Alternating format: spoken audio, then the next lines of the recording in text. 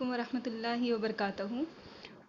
اس سے پہلے کا ہمارا جو لیکچر ہوا تھا اس میں ہم نے پولیٹیکل سائنس کی ڈیفینیشن اور اس کے اسٹڈی کے کون سے علاقے ہیں ان کے بارے میں معلومات حاصل کی تھی، اور امید ہے کہ آپ لوگوں کو اچھے سے اب یہ سمجھ میں آ گیا ہوگا کہ یہ جو پولیٹیکل سبجیکٹ ہے یہ کس سے ریلیٹڈ ہے اور اس کے اسٹڈی کے کون سے علاقے ہیں، اور یہ آپ کو بیسک معلومات ہو چکی ہے۔ اس لیے اب ہم آج اپنا پولیٹیکل سائنس کا فرسٹ لیسن کا فرسٹ پارٹ اسٹارٹ کرتے ہیں۔ اس کے بارے میں آج ہم معلومات حاصل کریں گے۔ تو دیکھیے ہمارا جو سیکشن ہے، 2 سیکشن کیے گئے ہیں پولیٹیکل سائنس کے سلیبس کے۔ فرسٹ والا جو سیکشن ہے وہ ہے پولیٹیکل کنسیپٹ، اور اس میں جو فرسٹ ہے لیسن دا اسٹیٹ۔ اب پولیٹیکل کنسیپٹ کو اردو میں کہیں گے تصورات۔ اب اس کے معنی کیا ہیں؟ تو دیکھیے ایک چھوٹی سی اگزامپل دیتے ہیں ہم آپ کو کہ کسی بھی چیز کو، جیسے آپ لوگوں کو کوئی ایسے رائٹنگ کرنا ہے اور آپ کو دے دیا جاتا ہے ایک کی صبح کا منظر، ٹھیک ہے؟ تو جب صبح کا منظر یہ والا آپ کو ایک ورڈ دے دیا گیا ہے، ایک ٹاپک دے دیا گیا ہے، تو پھر آپ کیا کرتے ہیں؟ تصور، یہاں امیجن کرنا شروع کر دیتے ہیں، تصور کرتے ہیں کہ صبح کا منظر مینس کیا؟ تو صبح سورج نکل رہا ہے، پرندے اڑ رہے ہیں، یا جو ہے ٹھنڈی ٹھنڈی ہوا چل رہی ہے، اور موسم ایک دم خوشگوار ہے۔ تو یہ جو ہے صبح کا منظر آپ اس طرح سے تصور کرتے ہیں، اور پھر اس کو رائٹنگ میں اگر آپ کو ایسے لکھنا ہے تو ایسے لکھتے ہیں، یا اگر اس کو آپ کو ڈرائنگ کرنا ہے تو آپ اس طرح سے وہ منظر کو ڈرا کرتے ہیں، ٹھیک ہے نا؟ سمجھے آپ تصور؟ یہ ہے۔ تو ویسے ہی سیاسی تصورات بھی ہے۔ جیسے دیکھیے اب یہ اگزامپل پر سے یہ سمجھیے کہ جب پولیٹیکل سائنس یہ سبجیکٹ جب آئے گا، یہ نام جب آئے گا، تو اب تصور کرنا ہے کہ اس میں کیا ہے۔ جس طرح صبح کے منظر کا ہم نے سوچا کہ اس میں جو ہے سورج نکل رہا، پرندے جا رہے ہیں، ویسے ہی پولیٹیکل سائنس۔ اب امیجن پولیٹیکل سائنس میں کیا ہے؟ پولیٹیکل سائنس میں آئے گا جو اس کی اسٹڈی کے ہم نے جو علاقے دیکھے، ریاست، پھر اس کے بعد آئے گا عوام ہے، پھر اس کے بعد ساتھ ہی ساتھ انٹرنیشنل ریلیشن، ایسے الگ الگ۔ جیسے ہی ہم تصور کریں گے پولیٹیکل سائنس کا کہ ہم کو یہ آ جانا کہ یہ اس میں کی چیزیں ہیں۔ تو یہ جو چیزیں ہیں جن کو جو مفکرین نے ایک بہت غور فکر کر کے جو اس پر انہوں نے یہ کیا ہے، ان کو نام دیا ہے تصورات کا، کنسیپٹ کا نام دیا ہے۔ جیسے یہ سمجھ رہے نا آپ؟ اور اس کے ساتھ دیکھیے کہ کیسا ہوتا ہے کہ پولیٹیکل سائنس مینس کہ ہم کو جو کچھ بھی ہے، ریاست، قوم، جو شہریوں کے بنیادی حق ہے، ان کی معلومات ہونا، ان کو سب کو پولیٹیکل کنسیپٹ میں بیان کیا گیا ہے۔ آزادی ہے، مساوات ہے، یہ سب کنسیپٹ ہے۔ اب آپ کی ہی ایک چھوٹی اور ایک ایگزامپل دیتے کہ جیسے کہ کہا جاتا ہے کہ ہم لوگ کو جو ہے سماج میں اچھے سے رہنا چاہیے، کسی کے ساتھ برا سلوک نہیں کرنا چاہیے، جو بھی ملک کے جو الگ الگ قانون بنائے گئے ہیں ان کے اوپر عمل کرنا چاہیے، اس طرح کے الگ الگ ہمارے پاس جو ہے کہا جاتا ہے۔ تو اب یہ فرما برداری کیوں کرنا ہے؟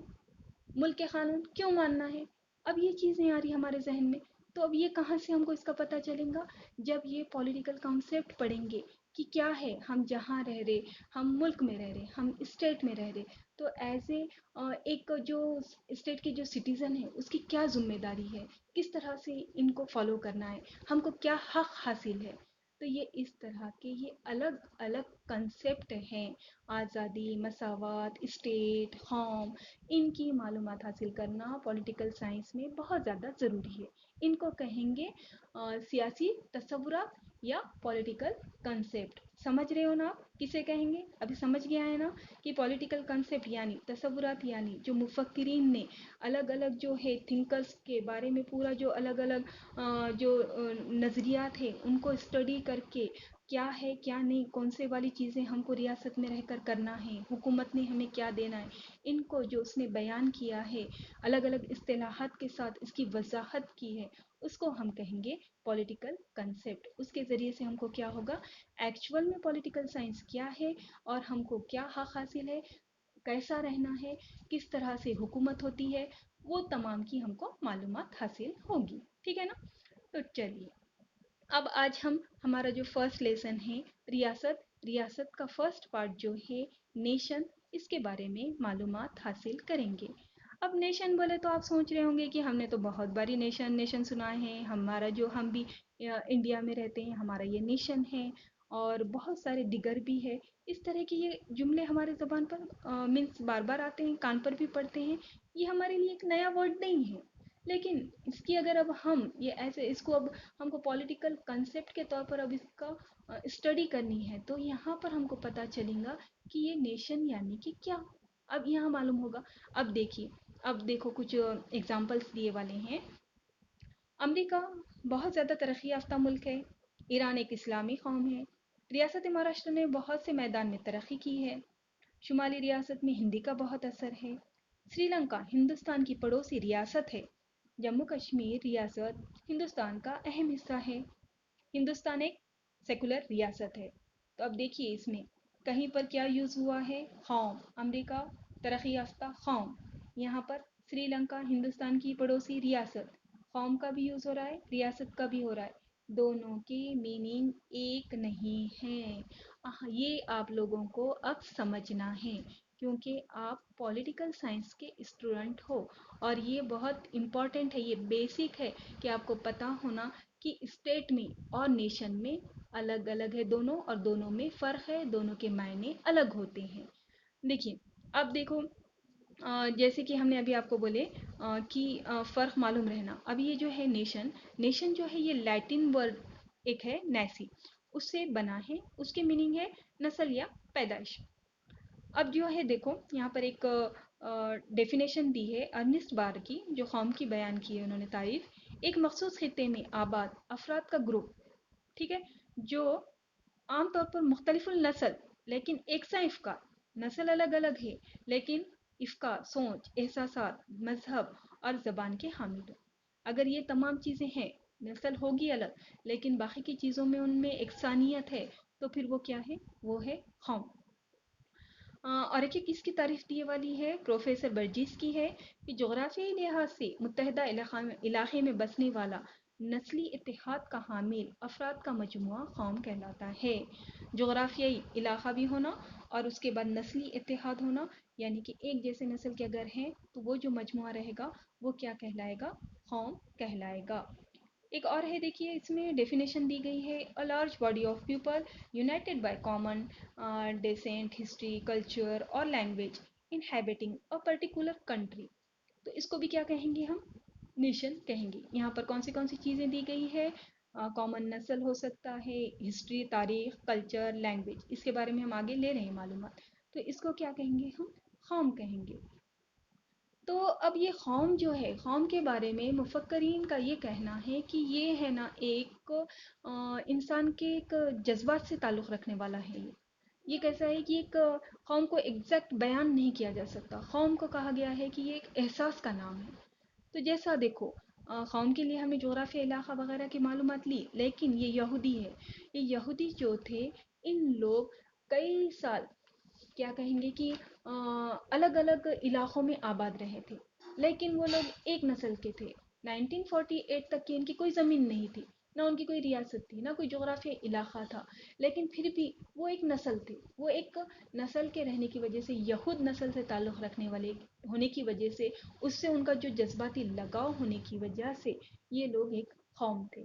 اور اس کے بعد جب ان کی کیا کہیں گے, اسرائیل, ان کے جو یہودیوں کی جو فلسطین ہے, انہوں نے جو اس کو کیا, اس کے بعد ان کو ایک ریاست ملی.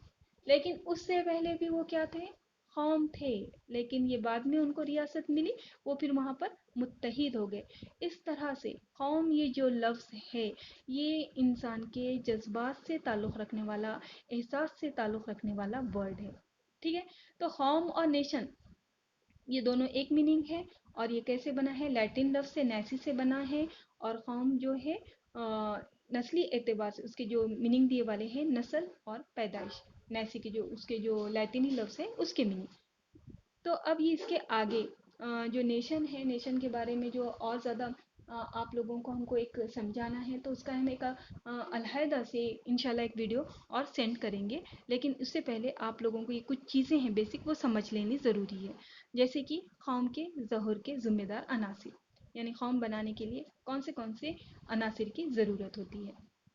تو اس میں دیکھیے سب سے پہلا ہے, فرسٹ ون ہے کامن جغرافیکل ایریا, یعنی کہ مشترکہ جغرافیائی خطہ, ایک علاقہ ہونا.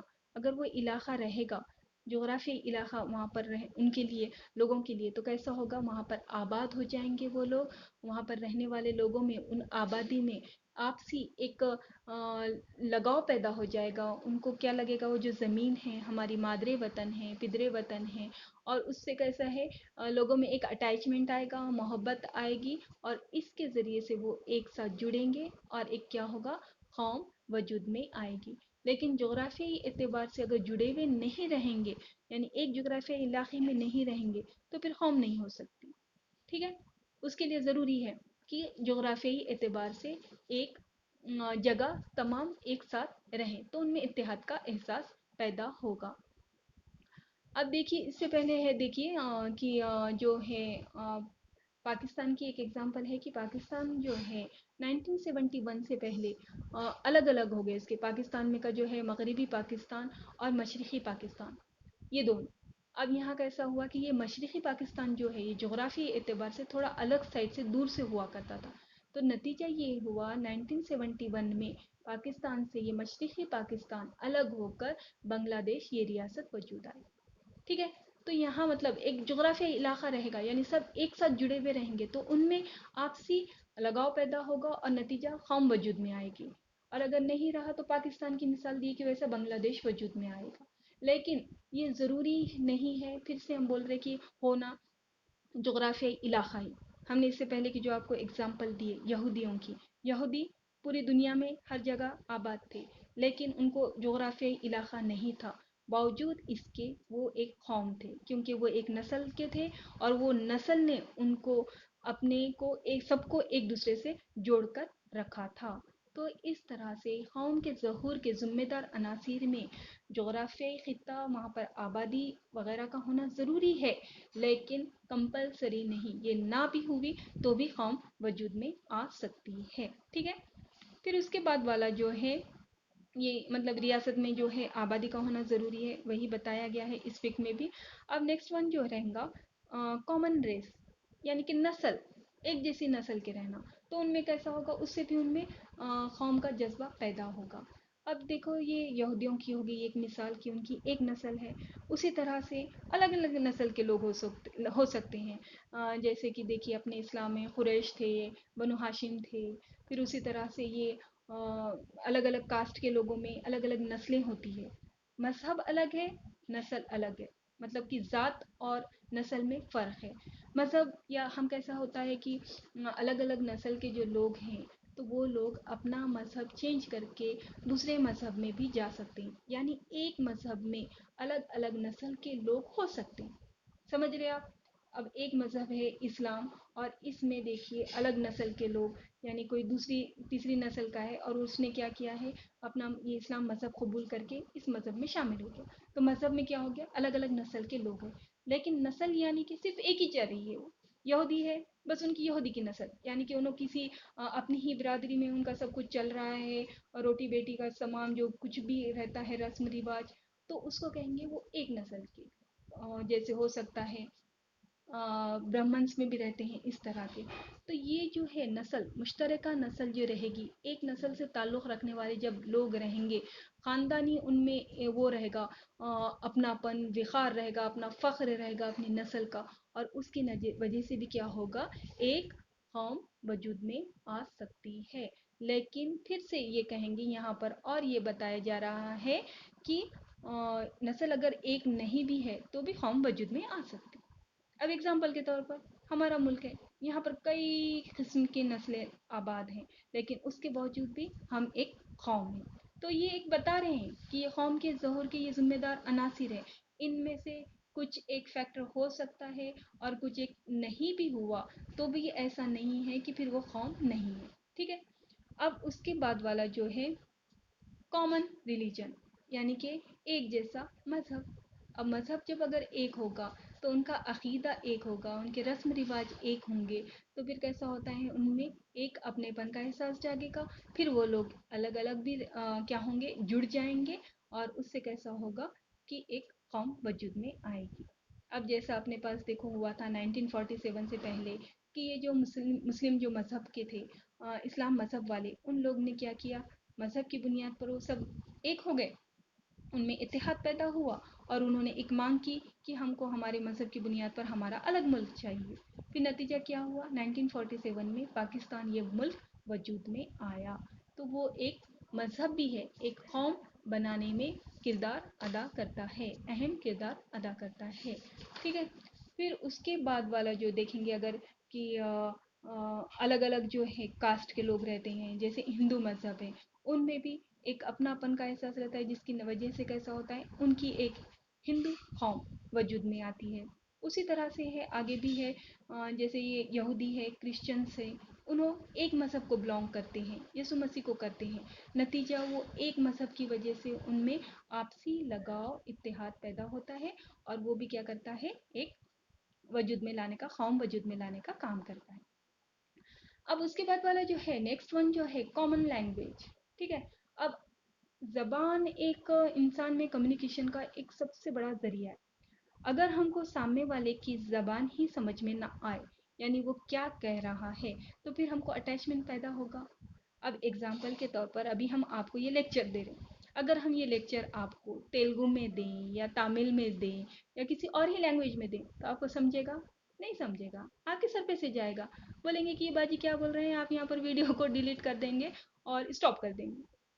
لیکن ہم لوگ کی لینگویج ایک ہے، آپ بھی اردو سمجھتے ہیں اور ہم کو بھی وہی لینگویج آتی ہے، تو اس کی وجہ سے کیسا ہو رہا ہے، یہ کمیونیکیشن ہو رہا ہے، آپ ہماری بات کو سمجھ رہے ہیں. اور جب ہم لوگ کی زبان ایک ہے تو اس کا نتیجہ کیا ہے کہ ہم میں ایک آپسی کیا کہیں گے لگاؤ ہے، ہم ایک اتحاد ہے، ہم ایک ہے نا اپنے پن کا احساس ہے. تو یہ تو اپنی لینگویج. ویسے ہی مراٹھی مانوس، ہم مہاراشٹر کے رہنے والے ہیں، تو ہم کو کیسا ہے، مراٹھی سے بھی ایک اس سے بھی ہم کو لگاؤ ہے.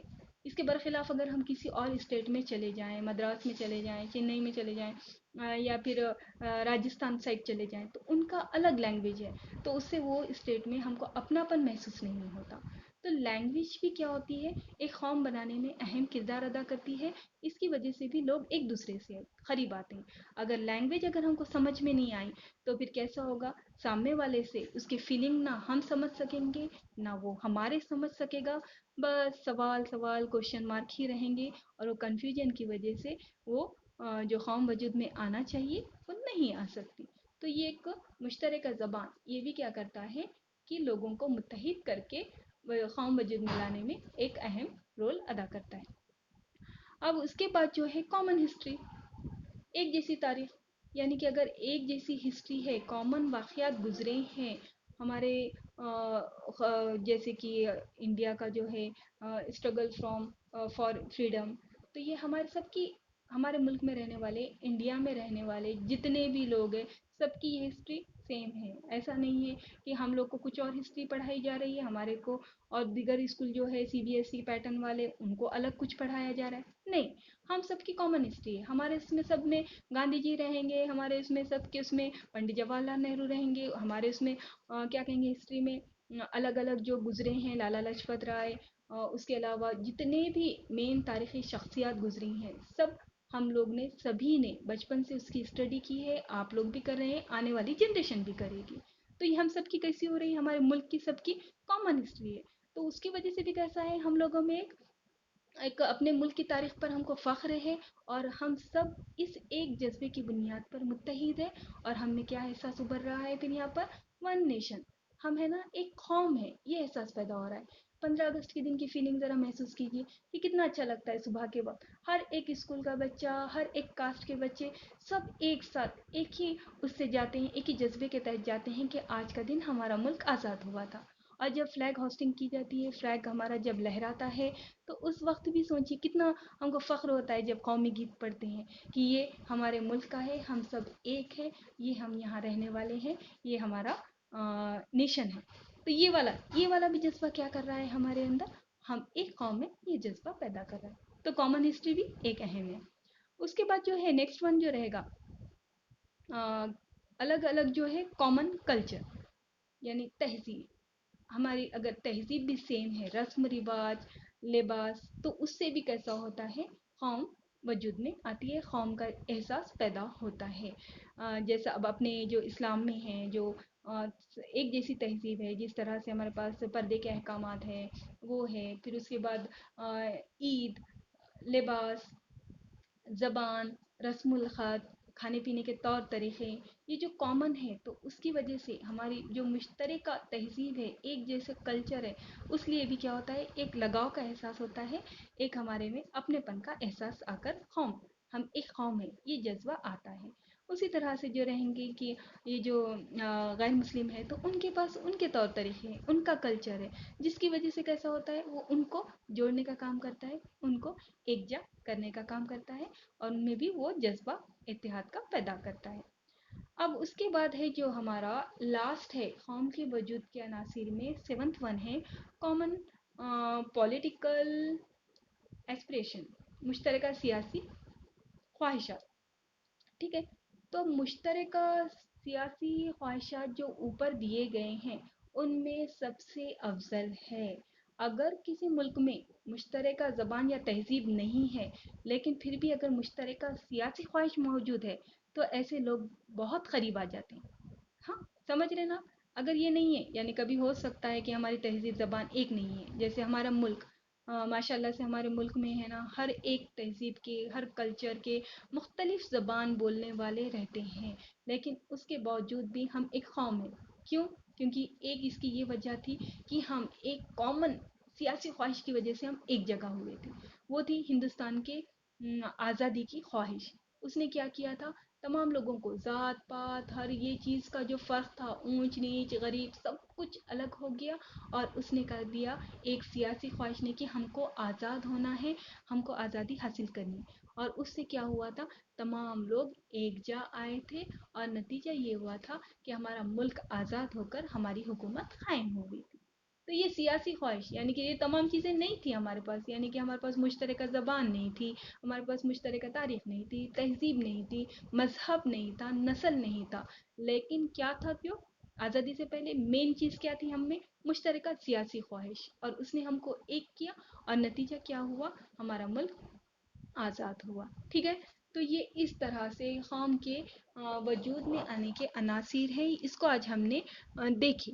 ابھی آپ لوگوں کو پھر بھی ہے نا، آگے جو ہے نیکسٹ والے لیکچر میں ہم قوم اور ریاست یعنی کہ نیشن اور اسٹیٹ، ان دونوں میں کیا فرق ہے، یہ دونوں کس طرح سے ایک دوسرے سے الگ ہے، اس کے بارے میں انشاءاللہ تعالی بتائیں گے۔ ٹھیک ہے، چلیے، اور اچھے سے پڑھیے، سمجھیے، سنیے، اور کچھ اگر ڈاؤٹ ہے تو وہ آپ ہم کو پوچھ سکتے ہیں۔ چلیے ٹھیک ہے، السلام علیکم ورحمۃ اللہ وبرکاتہ۔